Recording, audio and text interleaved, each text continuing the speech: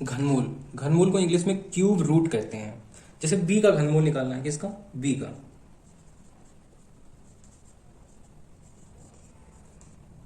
B का घनमूल निकालना है तो बी के घनमूल को हम अगर चिन्ह से लिखेंगे तो ऐसे लिखेंगे, कार्डिक घात 3 बी, रूट कार्डिक घात 3 बी।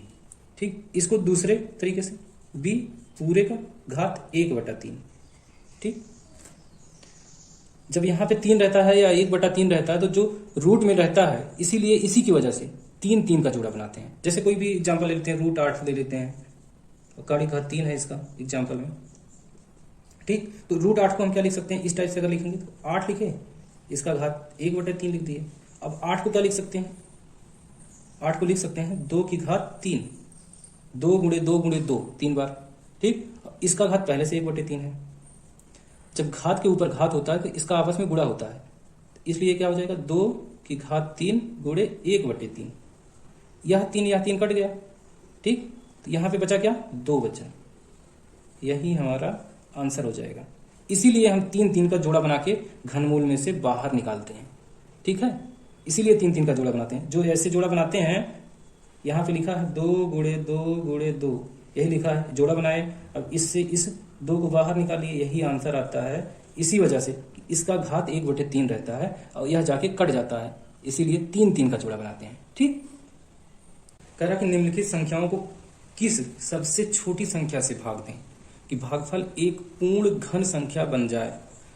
तो हमसे पूछ रहा है कि 3456 में किस संख्या से भाग दें कि यह एक पूर्ण घन संख्या बन जाए। भाग देने पे जो भागफल आए वह एक पूर्ण घन संख्या बन जाए। तो इसके लिए सबसे पहले इसको हम अभाज्य गुणनखंड विधि से इसका गुणनखंड निकालेंगे। तो 3456, इसको हम गुणनखंड निकालेंगे। सबसे पहले 2 से कटेगा, तो 2 से काटे, 2 एकम 2, 2 सते 14, 2 दूना 4, 2 8 16।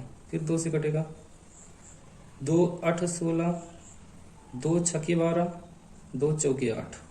फिर 2 से, 2 चौके 8, 2 तिया 6, 2 दूना 4, 2 से, 2 दूना 4, 2 एकम 2, 2 छके 12। फिर 2 से, 2 एकम 2, 2 शून्यम 0, 2 8 16, 2 पंचे 10, 2 चौके 8। यहाँ 2 से, 2 दूना 4, 2 7 14। फिर अब 3 से कटेगा, 3 9 27, 3 तिया 9। फिर 3 से, 3 एकम 3। इसका गुणनखंड इतना आ गया। अब इसमें हम 3 का जोड़ा बनाएंगे। एक जोड़ा 2 का बन गया 3 वाला, दूसरा फिर 2 का बन गया 3 वाला। अब इसका जोड़ा नहीं बन पा रहा है, ये 2 अकेला है, और यहाँ पे इसका एक जोड़ा बन गया। यानी कि इसमें 2 गुणे 2 और कर देंगे तो यह संख्या, गुणा नहीं करना सॉरी, 2 से भाग कर देंगे तो इसमें जो बचेगा वो पूरा जोड़ा 3 का बचेगा। इसलिए 2 से भाग देने के बाद जो भागफल आएगा वह एक पूर्ण घन संख्या आएगी। तो हम इसमें क्या करेंगे? 2 से भाग देंगे।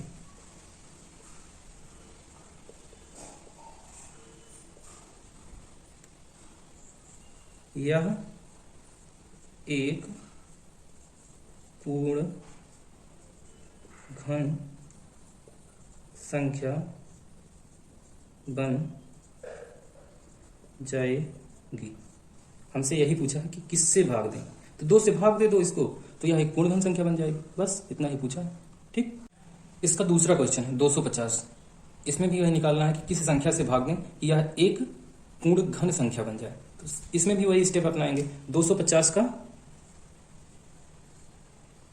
गुणनखंड निकालेंगे। तो 250 सबसे पहले 2 से कटेगा, 2 एकम 2 दूना और 2 पंचे 10। अब यह 2 से नहीं कटेगा। अब इसको चेक करेंगे 3 से कटेगा कि नहीं कटेगा। 5 2 7 1 8, या 3 से भी नहीं कटेगा। यह 5 से कटेगा क्योंकि इसका इकाई का अंक 5 है, तो यह 5 से कट जाएगा। 5 से काटेंगे, 5 दूना 10। फिर यहाँ बचा 25, 5 पचे 25। फिर 5 से कटेगा, 5 पचे 25। फिर यह 5 से कटेगा, 5 एकम 5। अब इसका 250 का गुणनखंड कितना होगा? 250 बराबर 2 गुणे 5 गुणे 5 गुणे 5। तो इसमें 3 का जोड़ा बनाएंगे तो 3 का एक 5 वाला जोड़ा बन जा रहा। यहाँ पे यह 2 अकेले बच जा रहा, इसका जोड़ा नहीं बन रहा। यानी कि 250 में 2 से भाग दे देंगे तो जो संख्या हमको मिलेगी वह एक पूर्ण घन संख्या होगी। तो इसमें उत्तर क्या हो जाएगा? 2 हो जाएगा। 2 से भाग देने पर यह संख्या एक पूर्ण घन संख्या बन जाएगी। ठीक, यही हमारा उत्तर हो गया, क्या? 2। ठीक, इसमें हमारा अगला क्वेश्चन है, वह सबसे छोटी से छोटी संख्या ज्ञात कीजिए जिसका गुणा निम्नलिखित संख्याओं में करने पर वह एक पूर्ण घन संख्या बन जाए। तो इसमें पहला क्वेश्चन है 432 का, यानी 432 में किस छोटी से छोटी संख्या से गुणा करें कि यह एक पूर्ण घन बन जाए। तो इसको सबसे पहले अभाज्य गुणनखंड निकालेंगे। 432 का अभाज्य गुणनखंड निकालेंगे। 2 से काटे इसको, 2 दूना 4, 2 एकम 2, 2 छक्के 12, फिर 2 से, 2 एकम 2, 2 शून्य 0, 2 अठे 16, 2 से कटा, 2 पंचे 10, 2 चौके 8, 2 से कटा, 2 दूना 4, अब 2 सत्ते 14, अब यह 3 से कटेगा, 3 नवा 27, फिर यह 3 से कटेगा, 3 तिया 9, अब यह 3 से कटेगा, 3 एकम 3, इसका गुणनखंड हो गया क्या? 2 गुणे 2 गुणे 2 गुणे 2 4 बार है, फिर गुणे 3 गुणे 3 गुणे 3। अब इसमें जोड़ा बनाएंगे, 3 3 का जोड़ा बनेगा, तो यह पहले 3 2 का एक जोड़ा बन गया, अब यहाँ पे इसका बन गया, अब ये 2 अकेला बच जा रहा है, यानी कि इसमें 2 2 की और गुणा कर देंगे, इसमें 2 2 का और गुणा कर देंगे, 2 2 का मतलब 2 गुणे 2, इससे गुणा कर देंगे तो यह संख्या एक पूर्ण घन संख्या बन जाएगी। यानी कि 2 गुणे 2 का मतलब 4 से गुणा कर दो, गुणा करने पर 4 से गुणा करने पर 432 एक पूर्ण घन संख्या बन जाएगी। ठीक, तो दूसरा क्वेश्चन है 98। इसमें भी पूछा है कि 98 में किस छोटी से छोटी सी संख्या से गुणा कर दें कि यह एक पूर्ण घन बन जाए। ठीक, तो सबसे पहले 98 का हम अभाज्य गुणनखंड 98 को निकालेंगे। तो 2 से भाग दिए, 2 चौके 8, 2 9 18, फिर 7 से कटेगा या 7 बार में, 7 7 49, फिर यह 7 से कटेगा 1 बार में, यानी कि 98 का अभाज्य गुणनखंड कितना होगा? 2 गुणे 7 गुणे 7।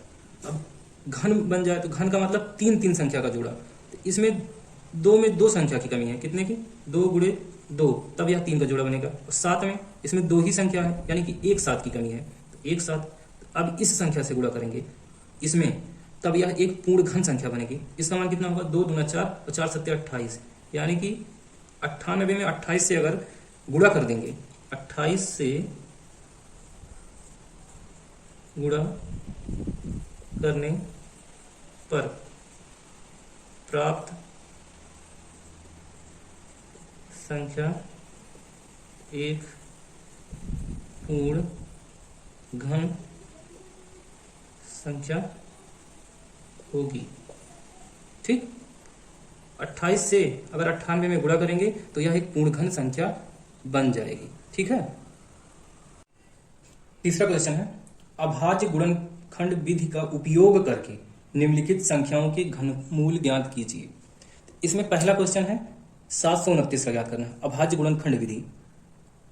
729 को अभाज्य गुणनखंड विधि से अभाज्य संख्या, सबसे पहले इसको चेक करेंगे 2 से नहीं कटेगा, 3 से चेक करेंगे, 9 2 11, 11 7 18, 3 6 18, यानी कि 3 से यह कट जा रहा है, 3 से काटेंगे, 3 दूना 6, 2 बार में 12 हो गया, 3 चौक 12, 3 तिहाई 9, फिर यह 3 से कटेगा, 3 8 24, 3 एकम 3, फिर से 3 से, 3 दूनी 6, 3 सते 21, 3 से, 3 नवा 27, फिर यह 3 से कटेगा, 3 तिहाई 9, फिर से 3 से, 3 एकम 3, खत्म।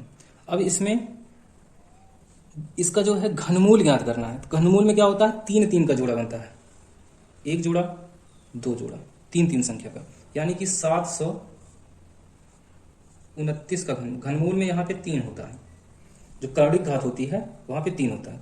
729 का घनमूल कितना होगा? घनमूल निकालेंगे एक जोड़े से एक संख्या, तो एक जोड़ा 2 जोड़ा, यानी कि 1 3 पहले जोड़े से और दूसरे जोड़े से 1 3। अब यहाँ पे 3 तिहाई 9, 729 का घनमूल 9 आ गया, यही हमारा आंसर हो गया। ठीक, हमारा इसमें अगला क्वेश्चन है 2197। इसका अभाज्य गुणनखंड विधि से घनमूल निकालना है। तो निकालिए 2197। इसको चेक करेंगे, यह 2 से नहीं कटेगा, 3 से भी नहीं कटेगा, 5 से भी नहीं कटेगा, 7 से भी नहीं कटेगा, 11 से भी नहीं कटेगा, यह 13 से कटेगा। तो 13 एकम 13, 13 हो गया।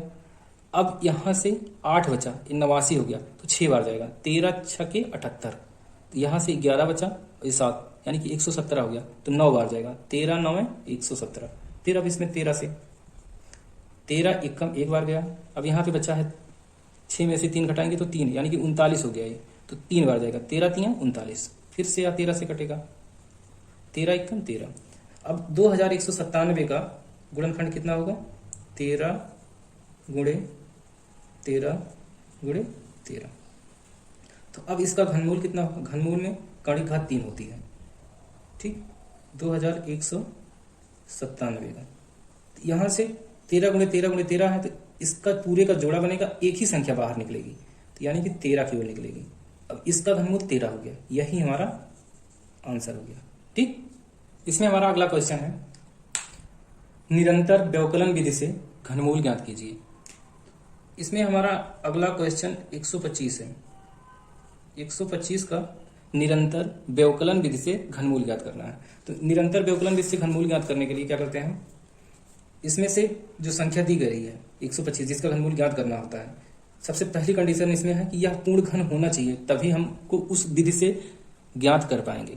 किसी भी संख्या का घनमूल हम तब ज्ञात कर पाएंगे कि वह एक पूर्ण घन हो, तभी वह विधि अप्लाई हो सकती है, ठीक। तो 125 का ज्ञात करना है। तो इसमें से सबसे पहले 125 से 1 घटाएंगे, ठीक।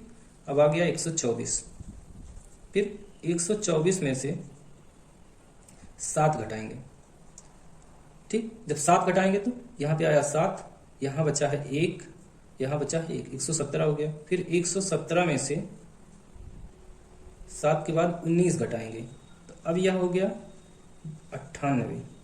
फिर 98 में से 37 घटाएंगे, ठीक। जब 37 घटाएंगे तो आएगा 61। अब 61 में से 61 घटाएंगे, यहां पे आया 0।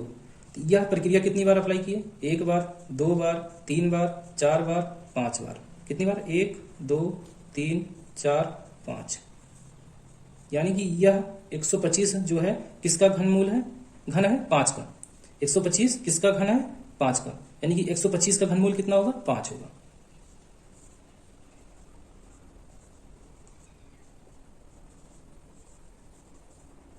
यही आंसर आएगा। अभी जो घटाते हैं 1 7 19 37 61, ये आता कहां से है? तो इसको जानने के लिए थोड़ा सा हम जान लेते हैं। 1 का घन माइनस 0 का घन बराबर 1 आया, ठीक।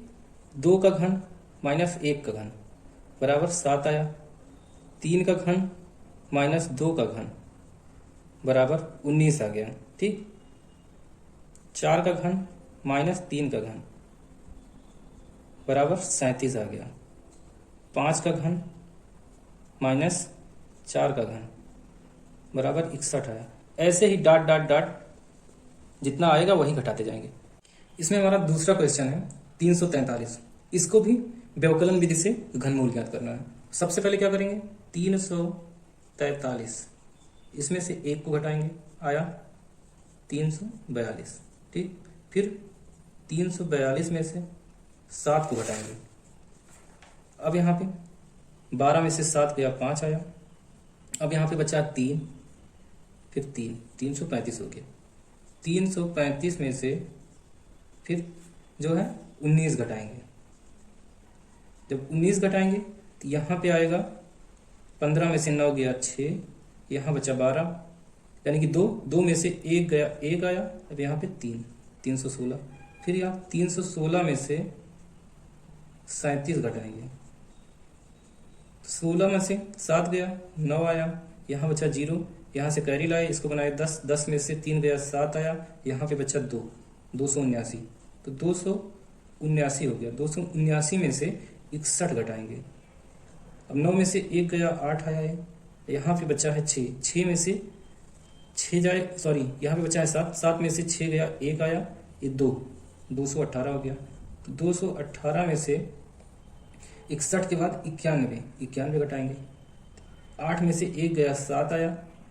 यहाँ 1 है, 1 में से 9 नहीं जाएगा, यहाँ से कैरी लाएंगे, 11 बनाएंगे, 11 में से 9 गया, 2 आया। अब यहाँ पे 1 बचा, 127। तो 127 में से 127 घटाएंगे। अब यहाँ पे आ गया 0। अब यहीं पे खत्म हो गया। इसके बाद आगे यह प्रक्रिया नहीं हो पाएगी क्योंकि कोई संख्या बची नहीं है, 0 आ गया। तो अब इसको काउंट करेंगे। यहाँ पे आया 1 बार, दूसरी बार, तीसरी बार, चौथी बार, पांचवी बार, छठवीं बार, सातवीं बार। यानी कि यही 7 343 का घनमूल होगा। यही 7 हमारा आंसर हो जाएगा।